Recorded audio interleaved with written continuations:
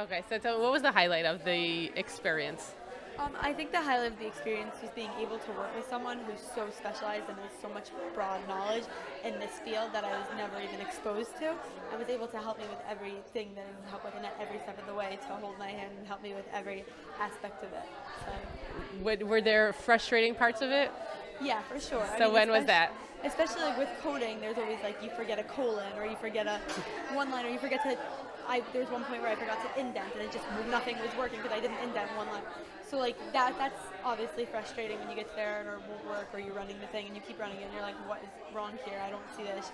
So that was probably the most frustrating. And how did you like overcome or handle that sort of thing? I think as I was working, my eye became a little more keen to these details, and I was able to really see this, and I gained precision a little bit, and I was able to find my errors and locate them. That's awesome. How did you come up with the idea for this project, like combining the vaping and the coding and like that stuff? I was talking about with my family. I was talking about all the different science opportunities that I got this year, and I was saying, oh yeah, I was doing all this research in the beginning of the year, but this is coming more like to a close towards here, and so my family actually said like, oh, why don't you think of something that can combine all the different opportunities you have? So I thought, oh, that's a great idea, and this is kind of what I came up with. That's awesome.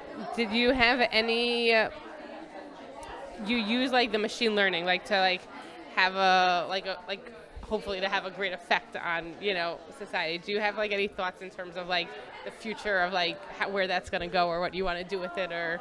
Yeah, I think that the future, there are some like trials that you could get in that like certain ads or certain algorithms, machine learnings, like for certain companies, they want to test their own data and their websites. But so the way that they do it is they send some random ads about random things and then they test ad for their things. So maybe like in the future, a way to do this would like be to send my work and my thing and ask them if this would be one of the random ads they send because it really benefits society. Cool. Did you code at all before you started Magic? I learned how to code in Arduino from working with in STEM.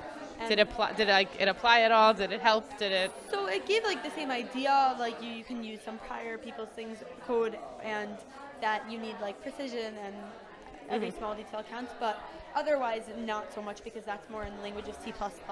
And so I was working more with Python, HTML, CSS, and Python. Like as I went on, also I was going from less complex languages to more complex languages. So it was like it was an interesting thing to see the difference.